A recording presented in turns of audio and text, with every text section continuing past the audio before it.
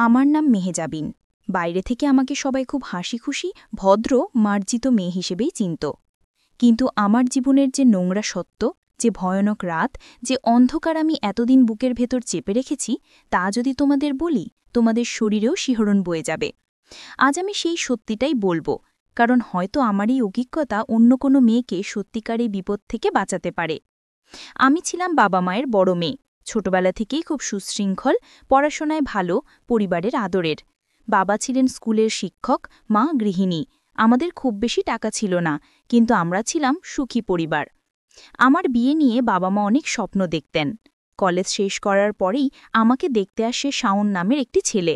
সরকারি চাকরি করে, দেখতে ভালো, পরিবার শিক্ষিত এবং প্রতিষ্ঠিত। সবাই বলল, মেয়ে ভাগ্য করে এমন পাত্রই পাবে। আমি প্রথম দেখাতেই তেমন কিছু বুঝিনি, তবে ছেলেটা খুব ভদ্র মনে হয়েছিল। সে আমাকে সম্মান দিয়েই কথা বলেছিল। বাবা মা খুশিতে রাজি হয়ে গেল। বিয়ের দিন ঠিক হয়ে গেল। কিন্তু হঠাৎ করে ঠিক এই সময়ই আমার জীবনে এলো হৃদয়। হৃদয় ছিল আমাদের পাশের গ্রামের ছেলে। আমাকে দেখলেই হাসত, কথা বলার চেষ্টা করত। প্রথমে আমি গুরুত্ব দিইনি, কিন্তু একদিন কলেজ থেকে ফেরার পথে হৃদয় এসে আমার সামনে দাঁড়িয়ে বলল, আমি তোমাকে ভালোবাসি, যে কোনো কিছুর চেয়ে বেশি।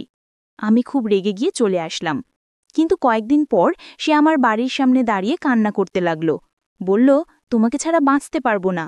এভাবে ধীরে ধীরে তার কান্না, তার অনুনয় আমাকে নরম করে দিল। আমি জানতাম ছেলেটা কিছুই করে না, ভবিষ্যৎ অনিশ্চিত, তবু আমি ওকে ভালোবেসে ফেলেছিলাম। আমার ভুলের শুরু সেখান থেকেই। বাবা মা জানতে পেরে রাগে আমাকে ঘরের বাইরে যেতে নিষেধ করলেন। আমি কান্নাকাটি করতে লাগলাম। কিন্তু বাবা মা নিজের অবস্থানে অটল ছিলেন। হৃদয়ের মতো একজন বেকার দায়িত্বহীন ছেলেকে তারা মেয়ের জীবন দিতে পারবেন না। এদিকে হৃদয় আমাকে প্রতিদিন ফোন করে বলতো, তুমি ছাড়া আমি মরেই যাব। তুমি যদি আমাকে না পাও, তাহলে আমাকেও হারাতে হবে। এই কথাগুলো শুনে আমি ভয় পেয়ে যেতাম। তার আবেগ, কান্না, আত্মহত্যার ভয় সব মিললে আমি নিজেই ভেঙে পড়তে শুরু করলাম। বিয়ের আর মাত্র ৩ দিন বাকি। ঠিক তখন এক রাতে হৃদয় আমাকে ফোন করে বলল, মেহেজাবিন, আজ যদি তুমি আমাকে না পাও, আমি সকালে আর বেঁচে থাকব না। তুমি আমাকে ভালোবাসো, অথচ বিয়ে করবে অন্যকে। এটা কিভাবে সহ্য করব? তার কণ্ঠে এমন অসহায়ত্ব ছিল যে আমি তাতেই ভেঙে পড়লাম। আমার মস্তিষ্ক কাজ করছিল না। আমি ভেবেছিলাম আমি যদি তাকে বাঁচাতে পারি, তাহলে হয়তো একদিন পরিবারও তাকে মেনে নেবে। বুঝতেই পারিনি আমি কি ভয়ানক ভুল করতে চলেছি। রাত ১টা বাজে, সবাই ঘুমিয়ে পড়েছে।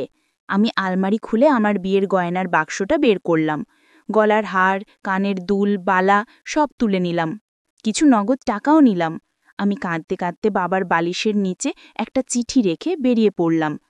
চিঠিতে লিখেছিলাম, বাবা মা, আমাকে ক্ষমা করো। আমি আমার নিজের ভালোবাসাকে বাঁচাতে যাচ্ছি। আমাকে খুঁজো না, আমি সুখে আছি। সেই রাতেই আমি হৃদয়ের হাত ধরে পালিয়ে গেলাম। হৃদয় আমাকে ট্রেনে তুলে তার গ্রামের বাড়িতে নিয়ে গেল। সবকিছু এত দ্রুত হচ্ছিল যে আমি কিছুই বুঝতে পারছিলাম না। আমাকে এক ছোট অন্ধকার বাড়িতে নিয়ে যাওয়া হলো। সেখানে তার এক বন্ধু এবং এক বয়স্ক লোক ছিল।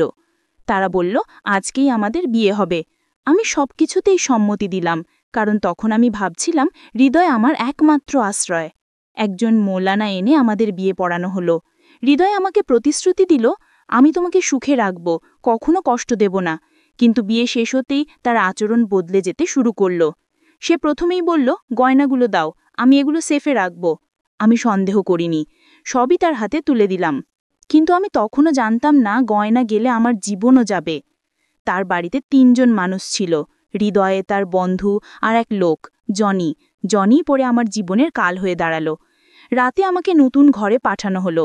আমি নতুন শাড়ি পরে লজ্জায় মুখ ঢেকে আঁচল টেনে স্বামীর জন্য অপেক্ষা করছিলাম। কিন্তু হৃদয় ঘরে এলো না। রাত পেরিয়ে প্রায় ১.৫ ঘন্টা পরে দরজা ধীরে খোলার শব্দ পেলাম।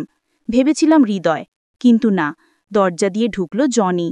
আমার স্বামীর মতো গড়ন, কিন্তু স্বামী নয়। আমার দিকে এক দৃষ্টিতে তাকিয়েই সে প্রথমে আলো বন্ধ করে দিল। আমি তখনও বুঝতে পারিনি। সে কাছে এসে আমার মুখের ঘোমটা সরিয়ে দিল। আমি অবাক হয়ে বললাম, আপনি এখানে কেন? মানে হৃদয় কোথায়? কিন্তু লোকটা কথা না বলে আমার গায়ের গয়না খুলতে লাগল। আমি হৃদয়ের নাম ধরে বললাম, তুমি কথা বলছো না কেন?